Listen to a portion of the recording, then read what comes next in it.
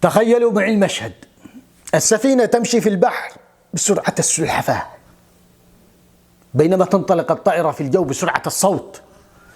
الزوارق الحربية تنطلق في البحر أيضا بسرعة رهيبة.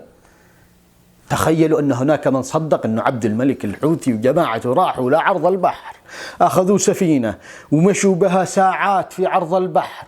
أمام من؟ أمام أعين التحالف، قوات التحالف، طائرات التحالف التي تملأ سماء اليمن، أساطيل التحالف التي تسيطر على يعني السواحل كلها في المنطقة، وأمام زوارق الحربية للتحالف، ومشي بها، وصل بها بأمان الله.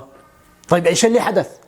اللي حدث أن عبد الملك الحوثي بلع الطعم، أثبت اليوم للعالم كله، وفر على التحالف الشرعي الكثير، أثبت أنهم عصابة مهمتها القرصنة، اختطاف الناس في البر، والقرصنة في البحر على السفن، وعلى السفن التجارية، وعلى حركة الملاحة الدولية، وعلى اليوم عبد الملك الحوثي قال للعالم كله إن الحل السياسي معي كارثة، وإنه يجب أن تستعيد الدولة في اليمن حتى تبقى المضائق المائية بأمان. مبروك لليمنيين جميعا، مبروك لكل أحرار اليمن. يعني يوفر عبد الملك الحوثي اليوم على المجتمع اليمني الكثير، وبتشوفوا ردة فعل المجتمع الدولي من هذه الحادثة.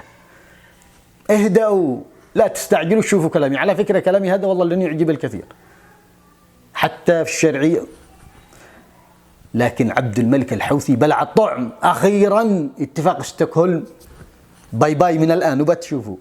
مبروك للحديدة مقدما، مبروك لصنعاء مقدما. يبدو أنه عام 2022 عام خير وسرور وعودة للجمهورية وللدولة بعد 7 سنين عجاف ذاق فيها أحرار اليمن المر. في أمان الله.